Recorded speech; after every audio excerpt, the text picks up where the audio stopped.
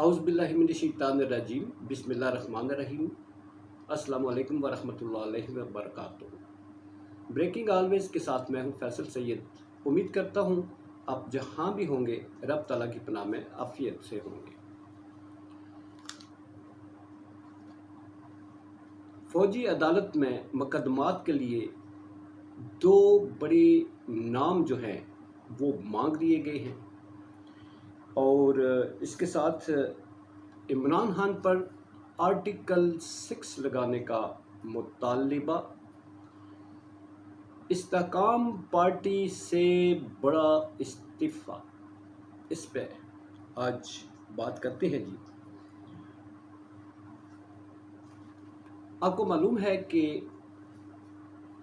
इस वक्त जो है पीटीआई वो ज़ेर अताब है और मुल्की हालात जो हैं वो किस तरफ जा रहे हैं। अगर इस पे नज़र दौड़ाएं तो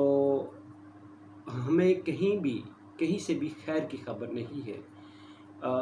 अगर हुकूमत की तरफ जाए तो वो बजट के हवाले से शादियाने बजा रहे हैं। आम लोग हम और आप जो हैं वो किस तरह की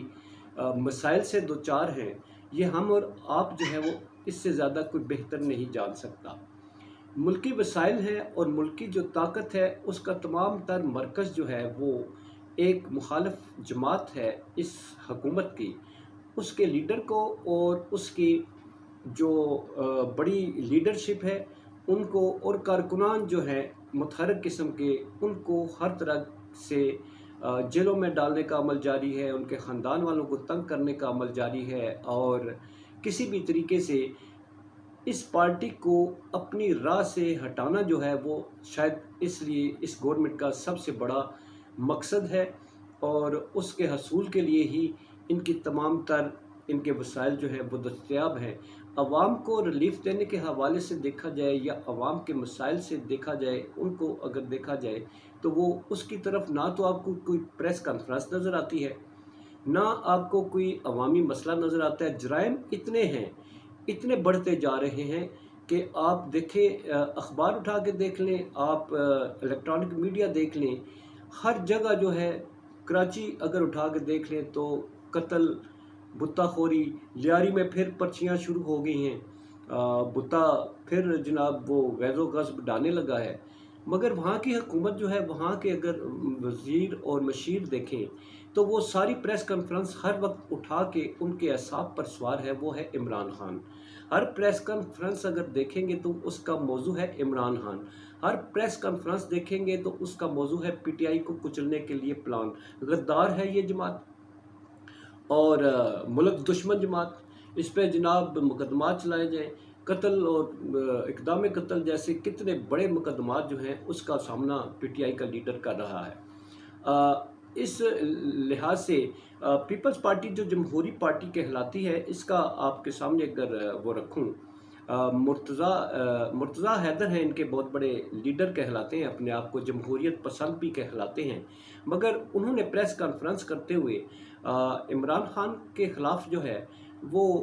गैर जमहूरी ज़बान इस्तेमाल करते हुए,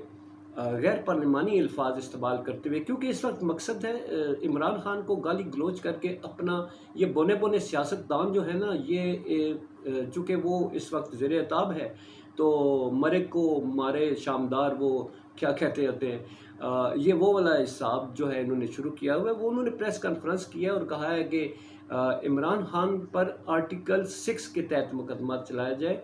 ये गद्दार है, ये मुल्क दुश्मन है और इसके ख़िलाफ़ जो है आर्टिकल 6 के तहत मुकदमा चलाकर इससे तख्ता-ए-दार पर लटकाया जाए। ये उस पार्टी से ताल्लुक़ रखता है ये शख्स कि जिसकी अपनी पार्टी जो है, उनके लीडर जो हैं जनाब ज़ुल्फ़िकार अली भुट्टो साहब, उनको तख्ता-ए-दार पर लटकाया गया और वो कौन सा दौर था, फ़ौजी आमिर ज़िया-उल हक़ का दौर था और उनके उस दौर में उन्हें लटकाया गया और उसी जमात से ये ताल्लुक़ रखने वाले कहते हैं कि ये अदालती कत्ल था और उसी जमात से ताल्लुक़ रखने वाले आज फिर एक सियासी लीडर जो है उसको आर्टिकल 6 चलाने का मुतालबा करते हैं। यही इनकी सियासत है, यही इनकी ज़हनी पस्ती है। दूसरी तरफ अगर देखें नाज़रीन, तो इस वक्त चूँकि یہ پارٹی جو ہے اس کے مقابل جو پارٹی لائی گئی ہے اس کو کرش کرنے کے بعد اس میں جو استعفے آئے ہیں وہ بھی آپ بات کرتے ہیں۔ تو فوجی عدالتوں میں مقدمات کے حوالے سے اگر دیکھا جائے تو میرا 17 لوگ ہیں جن کا کیس اس وقت فوجی عدالتوں میں چلایا جا چکا ہے، اور آرمی ایکٹ کے تحت جو ہے وہ ان کا مکمل چھان بین کے بعد جو ہے مقدمات ان پر چلائے گئے ہیں۔ اب ایک صحافی ہیں بہت بڑے باخبر قسم کے، ان کا یہ دعویٰ ہے کہ اب جو پی ٹی آئی کی بڑی لیڈرشپ ہے اس پہ ہاتھ ڈالا جائے گا، اور سب سے بڑی جو سرکردہ لیڈر ہے اس پہ ہاتھ ڈالنے سے پہلے دو بڑے نام، دو لوگ، بہت سارے نام ہیں مگر دو ٹاپ کے لوگ جو ہیں جو ابھی تک پی ٹی آئی کا ساتھ نہیں چھوڑ رہے، جو ابھی تک اپنے اسی جماعت کے ساتھ کھڑا رہنے کے ساتھ، عمران خان کے ساتھ کھڑا رہنے کے جو ہے وہ ڈٹے ہوئے ہیں، اور وہ جیل میں ہیں، اور ان پہ مختلف وہ رہا ہوتے ہیں تو پھر انہیں گرفتار کر لیا جاتا ہے۔ تو ان کو کہا جا رہا ہے، یہ صحافی جو ہیں ان کا دعویٰ ہے کہ ملٹری کورٹ میں ان پر مقدمہ چلانے کے حوالے سے آرمی نے ان کے نام مانگ لیے ہیں۔ یہ دو بڑے نام جو ہیں آپ سب جانتے ہیں، وہ میاں محمود الرشید ہیں اور اعجاز چودھری ہیں۔ ان کی عمریں بھی آپ دیکھ لیں، اور ان کا پی ٹی آئی کے ساتھ جو ہے ان کا لگاؤ بھی دیکھ لیں کہ وہ تمام تر تشدد کے باوجود جہاں بہت سارے لوگ میدان چھوڑ گئے ہیں، جہاں بہت سارے لوگ ایک بیان دے کر جو ہے وہ دوسری پارٹیوں میں بیٹھ چکے ہیں، وہاں پر اگرچہ وہ خوار ہو رہے ہیں، وہاں سے بہت سارے لوگ واپس